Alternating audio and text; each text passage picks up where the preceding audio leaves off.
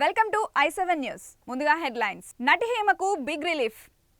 Rave party కేసులో bail మంజూరు. ప్రముఖ తెలుగు సీనియర్ నటి హేమకు భారీ ఊరట లభించింది. బెంగళూరు రేవ్ పార్టీ కేసులో ఆమెకు బెయిల్ మంజూరు అయింది. ప్రస్తుతం జ్యుడిషియల్ కస్టడీలో భాగంగా పరస్పర అగ్రహార జైల్లో ఈ రోజు బుధవారం Bengaluru rural NDPS special court షరతులతో కూడిన బెయిల్ మంజూరు చేసింది. కొద్దిసేపటి క్రితం ఆమె బెయిల్పై విడుదల అయినట్టు తెలుస్తోంది.